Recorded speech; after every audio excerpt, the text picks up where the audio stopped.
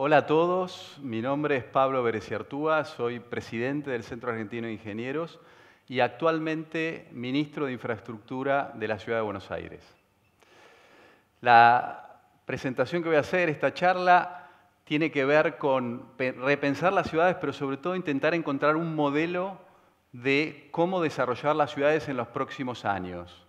Y lo primero que voy a hacer sería preguntarles a ustedes por qué están acá. ¿Por qué están en Buenos Aires? Y seguramente algunos de ustedes dirán, bueno, yo vivo acá, otros dirán, estoy visitando.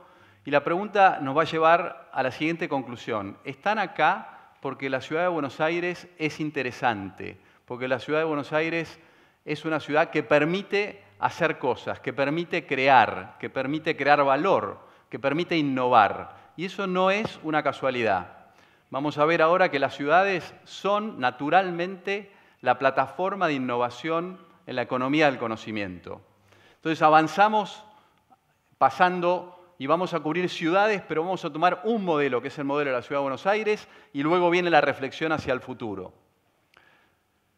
Lo primero que digo es que las ciudades siempre fueron importantes. Por eso pongo la frase de Eurípides. Fíjense lo que dice. Dice, una cosa muy importante es cuál es tu ciudad. 400 antes de Cristo. Y aprovecho a mencionar un libro que leí recientemente, nuevo, que se llama Metrópolis, de Ben Wilson, donde él cuenta el origen de la primera ciudad, que sería Uruk, que queda en la medialuna fértil entre los ríos Tigris y Éufrates. Y en ese libro él cuenta el mito más antiguo que tenemos en el planeta, que es el de Gilgamesh. Y nuevamente ese mito gira en torno de lo importante que es la ciudad, que es Uruk, como novedad y como posibilidad de desarrollo. Así que el tema no es nuevo. Lo que es nuevo es que sea tan importante. Es tan importante que hoy el 56% de la población del planeta y creciendo vive o vivimos en ciudades. Pero también es tan importante que el 80% del PBI, del Producto Bruto del planeta, se genera en esas ciudades. Y al mismo tiempo, y es la contracara, también las ciudades son los principales responsables de la huella ambiental, de la huella de carbono, de la huella hídrica. En el caso de la huella del carbono, más del 70% de la huella la generan las ciudades. Entonces, avanzamos y vemos que la forma en la cual podemos pensar a las ciudades nos la dicen los datos. Estamos en la época de los datos. Esto que cito acá es un estudio que lideró William Nordhaus, que es un premio Nobel en Economía, y él se hizo una pregunta, la hizo con el Consejo para la Competitividad de los Estados Unidos, muy simple, que es ¿cuánto aporta cada código postal, que sería un pedacito del territorio, en el crecimiento del PBI del país?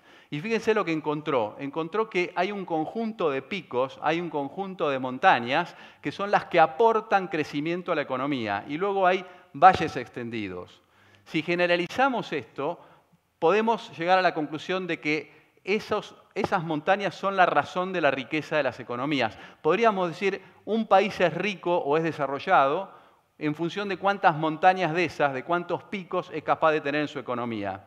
Y esa conclusión es fundamental, porque esto viene a cuestionar lo que fueron los modelos tradicionales de desarrollo económico. Por ejemplo, el de Solow, también premio Nobel en Economía, que sin embargo decía los que crecen son los que tienen más recursos, los que tienen más trabajo, los que tienen más inversión, pero tienen un nivel dado de tecnología.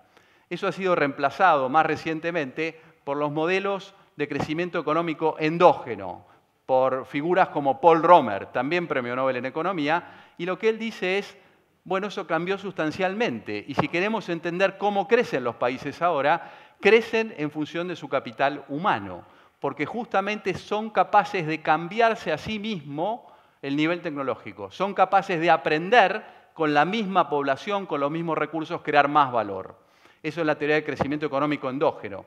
Y la novedad es que esa teoría de crecimiento económico endógeno está asociada a determinados lugares del territorio, que ¿cuáles son? Son las ciudades. De hecho, Jeffrey West, que escribió varios libros, pero uno famoso se llama Escala, lo que muestra es que las ciudades son superlineares a la escala. Es decir, una ciudad que es el doble de tamaño que otra, no innova 2 veces, innova 1,2 o 1,3 veces más que la ciudad más chica. Y por eso crecen las ciudades hoy. Crecen porque son la plataforma de la innovación.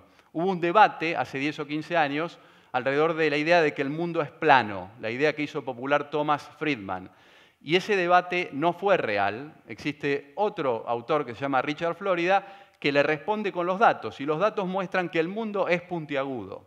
Y es puntiagudo con una novedad, que es que el capital humano es móvil, y las ciudades en realidad compiten para atraer capital humano. Por ejemplo, Buenos Aires es muy exitosa, y hoy a Buenos Aires vienen más de 40 o 50.000 nómades digitales por año.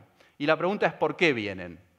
Bueno, como vieron en las imágenes, eso es lo que hoy está sucediendo en el mundo y por eso las ciudades son claves. Si pensamos en la Argentina, esto es tal que deberíamos pensar que el punto de llegada de una Argentina desarrollada es un país con ciudades relevantes, interesantes y globales.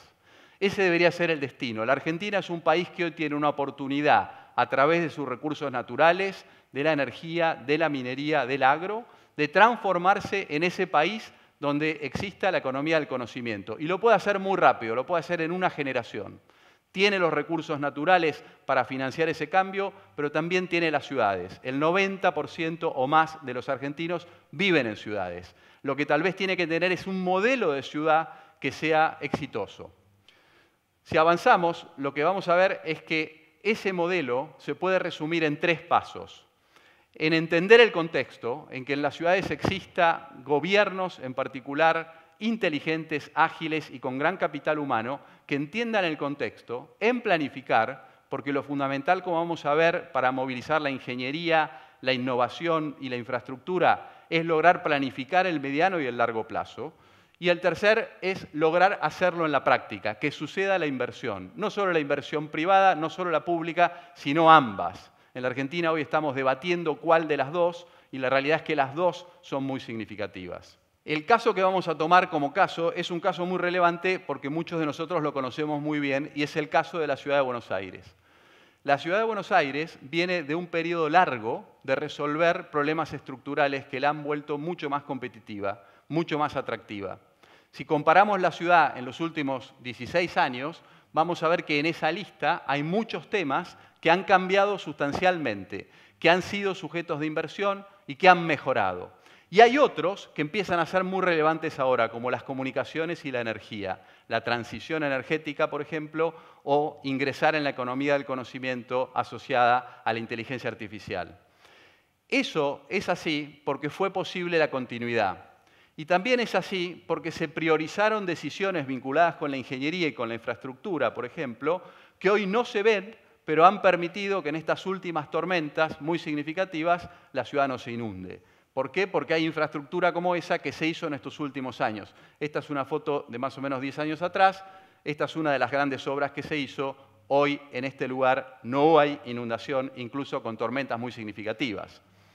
Pero lo mismo podemos ver en los siguientes renglones que hemos presentado.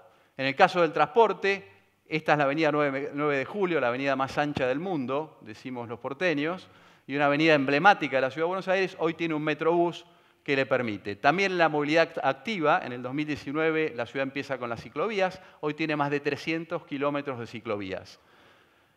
Lo mismo si continuamos con los trenes, se hicieron grandes viaductos. Este es el viaducto del tren Mitre hacia el norte y también se hizo un viaducto muy importante del tren San Martín hacia el oeste. Esta es una obra fundamental, tal vez la más importante de todas, que es el Paseo del Bajo, que vincula al norte con el sur o al sur con el norte y permite atravesar la ciudad, especialmente para transporte pesado, pero desde hace unas semanas también, durante los fines de semana, para transporte privado. Y esta es una política de descentralizar la ciudad y de desarrollar el sur, que es la parte más atrasada de la ciudad. Lo que vemos acá es la actual sede del jefe de gobierno, que estaba en Plaza de Mayo, en el centro histórico de la ciudad, y hoy está realmente en el sur de la ciudad, en uno de los barrios que estaban más atrasados y en el cual se desarrolló un distrito tecnológico. Este es además un edificio emblemático de un arquitecto muy conocido que se llama Norman Foster. Pero también se han mudado los ministerios a barrios populares o villas miserias que algunas fueron urbanizadas. Este es el Ministerio de Educación, lo mismo ha pasado con otros, como por ejemplo el Ministerio de Desarrollo Social. Y por último, también ha habido avances importantes en este modelo de continuidad, que lo tomamos como ejemplo, y que no es un modelo lejano a nosotros, es un modelo nuestro, aquí, de esta ciudad, en la Argentina, que es el uso de la información. En este caso es el BOTI, que es una forma de interactuar de manera digital con la ciudad, que ha crecido notablemente y que hoy tiene decenas de miles y algunos días y semanas millones de interacciones sobre distintos temas en la ciudad. Entonces hay un modelo y ese modelo es el que tenemos que reflexionar hacia adelante.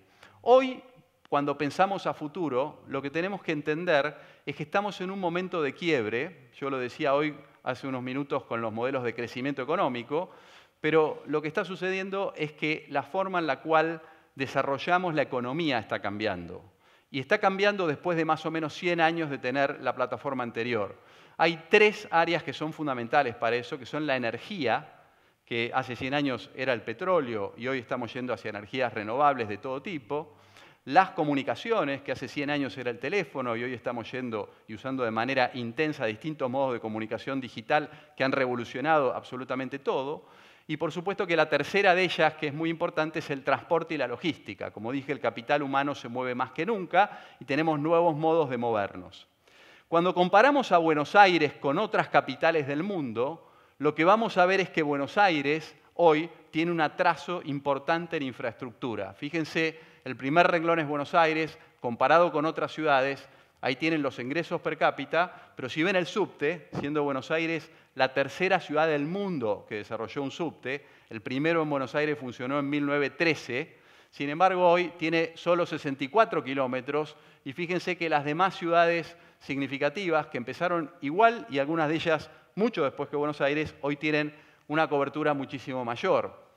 Fíjense lo mismo con las ciclovías, fíjense el impacto de eso en actividades económicas como el turismo, el impacto del capital invertido que hay en una ciudad, la transición energética o los niveles de contaminación. Entonces, la ingeniería, la infraestructura es central y la estructura que armemos para hacer eso público-privada es central. Entonces, ahora lo que quiero hacer es cambiar la escala y pensar en los próximos años. Hacia adelante, esto que ven es el área metropolitana y las líneas negras que ven son el transporte, principalmente los ferrocarriles hechos hace 100 años, que dan estructura al área metropolitana. Fíjense que cuando nos alejamos del centro, que es la ciudad de Buenos Aires, empezamos a encontrar un nivel de inequidad muy importante. Y está muy asociado a esa infraestructura. Quienes están cerca de la infraestructura tienen menos necesidades básicas insatisfechas que aquellos que están lejos. Entonces, hacia adelante hay, por fuera de la primera tabla que mostré, un enorme desafío de ingeniería, de infraestructura, pero también de políticas asociado a eso, que movilicen la inversión y que desarrollen la verdadera ciudad de Buenos Aires extendida, que es esta metrópolis que vemos acá. El segundo punto es el punto de la convergencia en la infraestructura. Lo que estamos viendo acá son, en este caso, autos eléctricos, pero yo les diría, si miran esa foto, ¿cuánto de lo que están viendo sería responsabilidad de un Ministerio de Ambiente, para no emitir, por ejemplo, por el cambio climático? ¿Cuánto sería responsabilidad de un Ministerio de Energía, para garantizar la energía, que la energía sea verde, que estén esos cargadores? ¿Cuánto sería la responsabilidad de un Ministerio de Espacio Público o cuánto la responsabilidad de un Ministerio de Transporte, finalmente, que sería lo más obvio? Bueno, esa foto pone de manifiesto que estamos en un momento de cambio y hay una convergencia y las instituciones y el formato, en particular de los gobiernos que tuvimos hace 100 años, debe ser revisado para poder enfrentar los desafíos que tenemos adelante, que son desafíos, que son oportunidades asociados a esta gran plataforma que son las ciudades para poder competir. Si avanzamos y volvemos al paradigma de la escala, esto que vemos aquí es toda el área metropolitana y esto introduce una idea que es una idea que me interesaría dejarla para reflexionar hacia adelante en ese modelo de ciudad que tiene que tener entendimiento del contexto, que tiene que tener planificación a largo plazo y que tiene que tener niveles de inversiones importantes públicos y privados en ingeniería, en tecnología, en infraestructura, que es que la escala global es la escala de una metápolis. Fíjense, esta es la escala de la Ciudad de Buenos Aires, esta es la escala de la actual mancha urbana, que sería una metrópolis, y lo que esta idea dice, yendo una para atrás, es que debemos frenar la extensión de esa mancha urbana y debemos lograr que la escala real sea la escala que se ve con el color azul, que es la Ruta 6, y que el formato no evolucione de metrópolis a megalópolis. Una megalópolis va a traer más problemas que soluciones. Una metápolis, sin embargo, es un conjunto de áreas urbanas muy bien comunicadas para los cuales necesitan infraestructura, que todas juntas hacen una unidad. Varios de los lugares más competitivos del planeta hoy son metápolis. Por ejemplo, la bahía de San Francisco en California, donde está el Silicon Valley, por ejemplo, que son unos 8 millones de habitantes distribuidos en un conjunto de ciudades en un radio parecido a esto.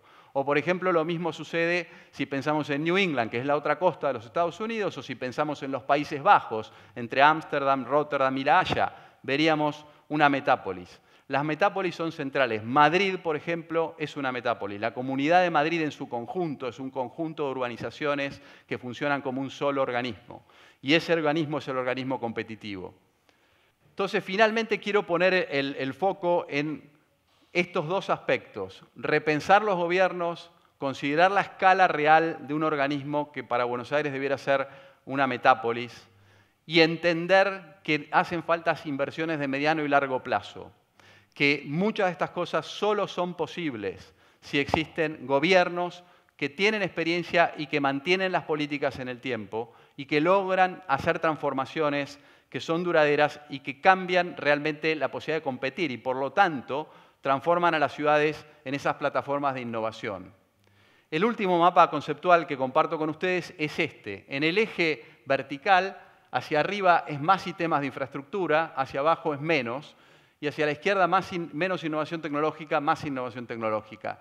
Las ciudades competitivas del mundo, las que necesitamos en la Argentina, el futuro de Buenos Aires, son aquellas que están en un desarrollo de evolución, que necesitan la infraestructura que hemos visto, necesitan mucha innovación, en particular el sector privado.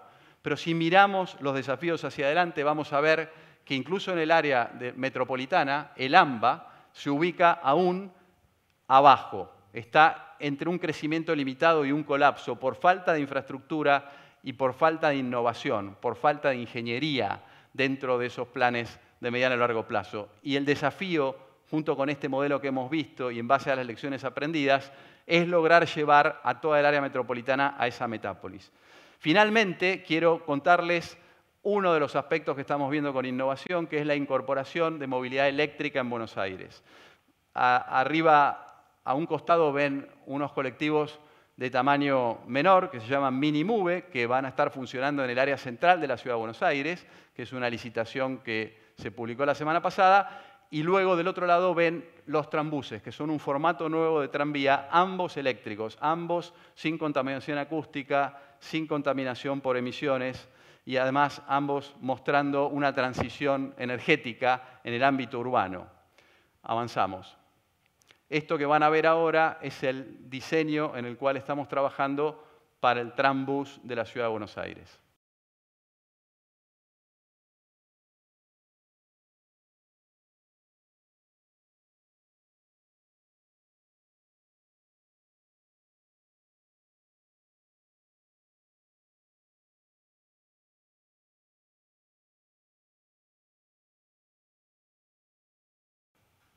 Como ven, va por la costa, une el norte y el sur, va a unir el aeropuerto de la Ciudad de Buenos Aires, Aeroparque, con distintas áreas, va a tener un impacto, pensamos, importante también en acceder a las costas de la ciudad, en extender a la Ciudad de Buenos Aires. Finalmente, el último mensaje es: las ciudades son centrales y el mensaje a compartir es que tenemos una enorme oportunidad de transformar a Buenos Aires en una metápolis de relevancia competitiva, que atraiga talento, que potencie la capacidad de creación de valor y que debemos pensar también de esa manera para tener un plan de desarrollo para la Argentina. Gracias.